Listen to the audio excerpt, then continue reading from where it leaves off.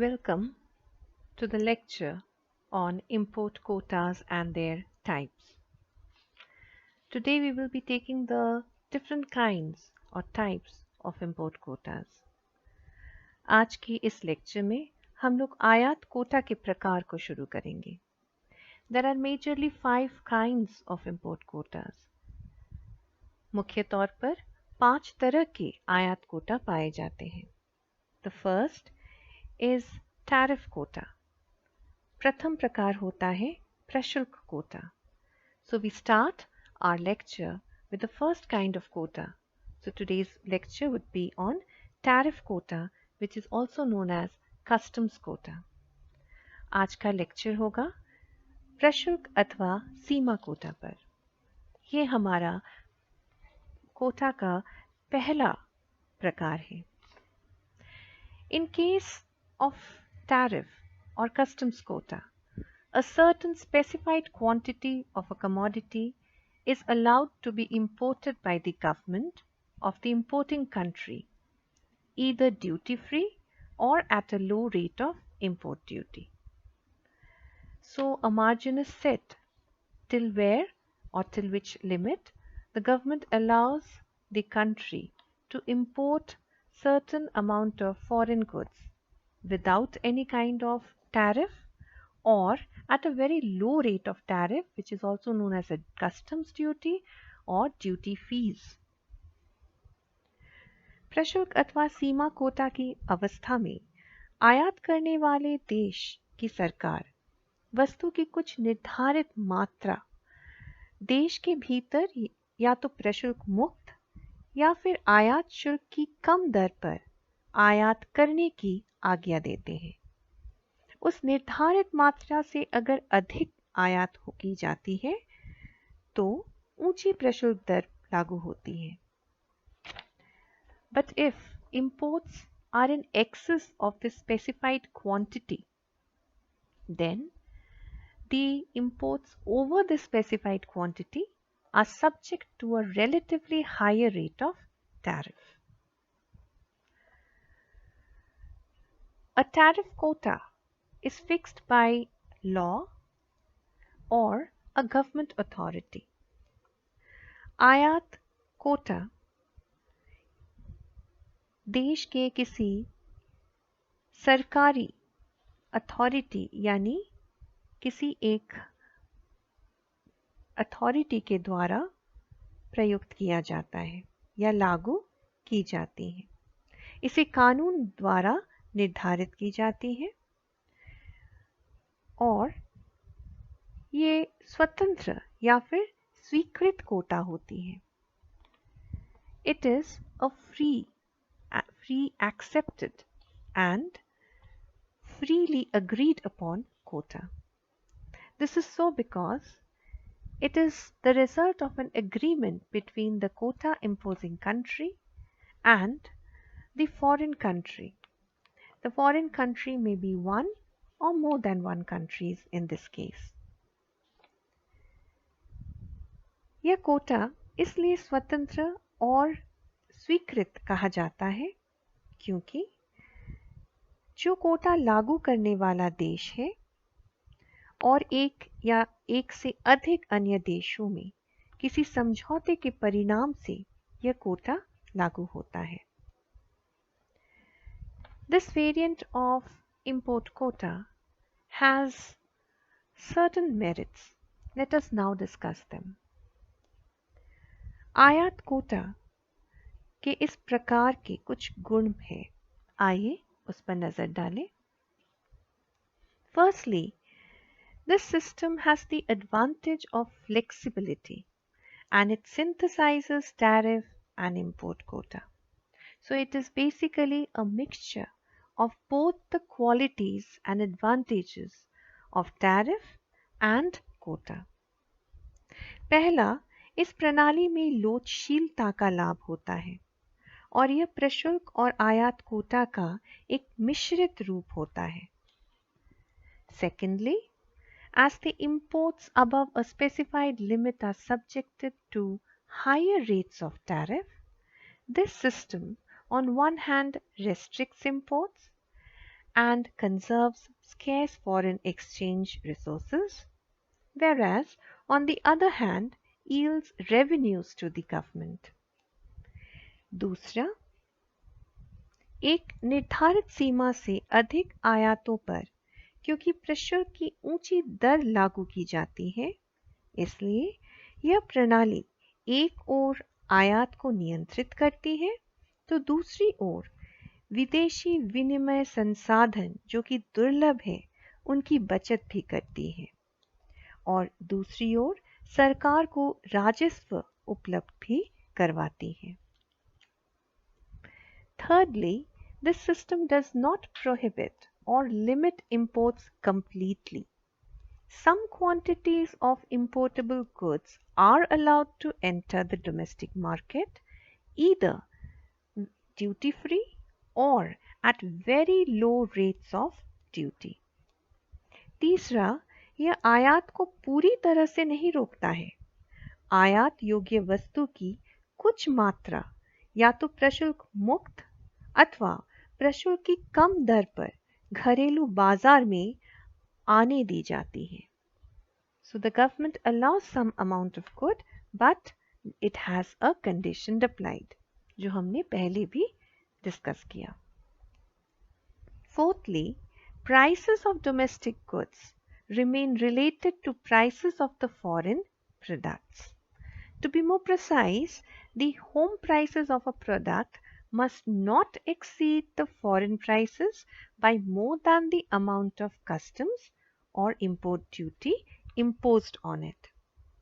चौथा यह गुण है कि इस प्रणाली के अंतर्गत घरेलू उत्पादों की कीमतें विदेशी उत्पादों की कीमतों से संबंधित रहती हैं. एक दी गई वस्तु की घरेलू कीमत यह माना जाता है कि वह विदेशी कीमत पर या विदेशी कीमतों से उन पर लागू की गई सीमा शुल्क यानी प्रशुल्क की राशि से अधिक नहीं होनी चाहिए. इसे मैं एक छोटा सा एग्जाम्पल देके आपको समझाऊंगी. मान लीजिए विदेशी बाजार में एक वस्तु की कीमत है 100 रुपये और वो घरेलू देश इंपोर्ट करता है. इन इंडियन करेंसी उसको अगर हम कन्वर्ट करें तो उसकी 100 रुपया है विदेशी मार्केट में कीमत. घरेलू मार्केट में जैसे ही वो प्रवेश करता है और उस पर 25 रुपए की प्रशुल्क प्रति इकाई पर लगती है तो प्रति इकाई अब उसकी कीमत कितनी हो जाएगी 125 रुपया. तो घरेलू बाजार में ये 130, 135 या 126 या 125.1 रुपये भी नहीं होनी चाहिए. क्यों? क्योंकि घरेलू कीमत कितने की बराबर होगी विदेशी कीमत प्लस प्रशुल्क. इससे अधिक इसकी कीमत नहीं होनी चाहिए. ये टैरिफ कोटा का एक गुण है और आप कह सकते हैं एक कंडीशन भी है. But despite so many merits of this kind of a quota, it has some drawbacks which we cannot overlook. इसके इतने गुणों के बावजूद इसमें कुछ कमियां हैं जिसकी उपेक्षा नहीं की जा सकती है. Firstly, since the imports up to certain limit or specified limit are allowed duty free or at a low rate of duty, the entire gains from these imports or low rates of duty is basically enjoyed by the exporting country.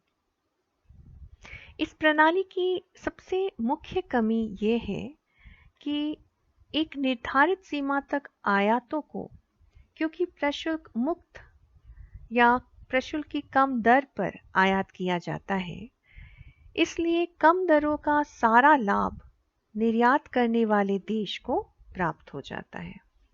Because the exporting country will enjoy the entire benefit of low rates of tariff.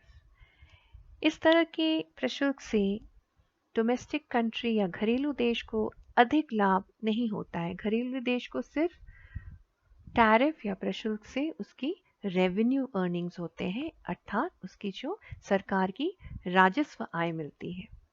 इसके अलावा कुछ मुख्य भारी लाभ उनको monetary यानी मौद्रिक लाभ उसको नहीं होता है।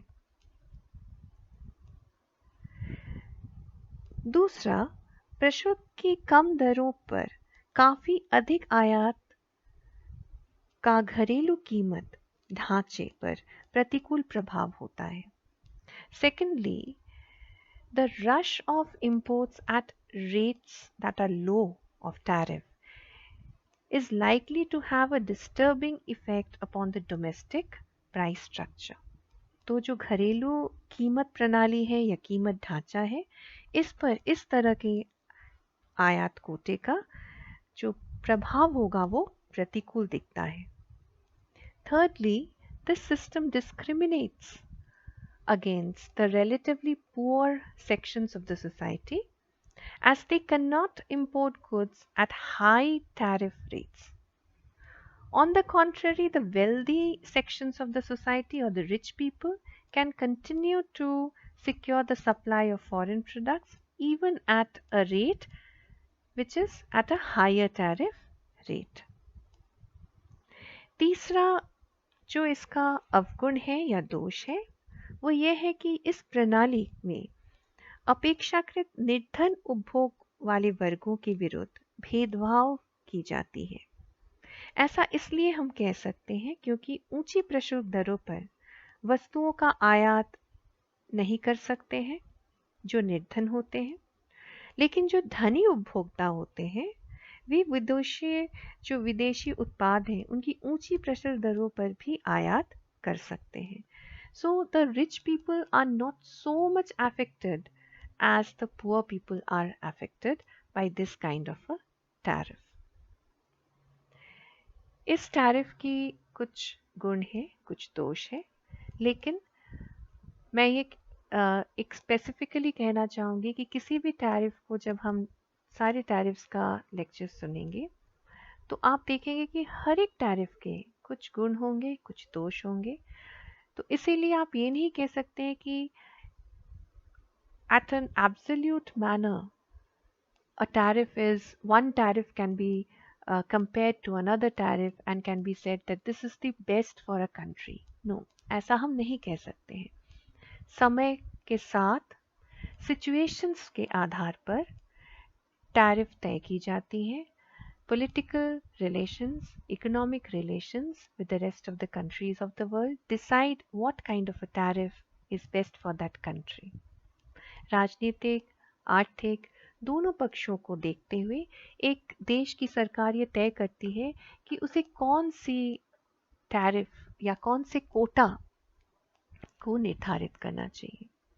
तो जब हम बहुत सारे तरह के अभी तक टैरिफ के डिफरेंट टाइप्स हमने चर्चा की है, आगे चल के हम लोग बाकी लेक्चर्स में डिफरेंट काइंड्स ऑफ कोटा भी डिस्कस करेंगे। आज हमने पहला काइंड ऑफ कोटा को डिस्कस किया है, तो आप धीरे धीरे आपका जो है आप देखेंगे इस चर्चा में आपकी सोच खुलने लगेगी।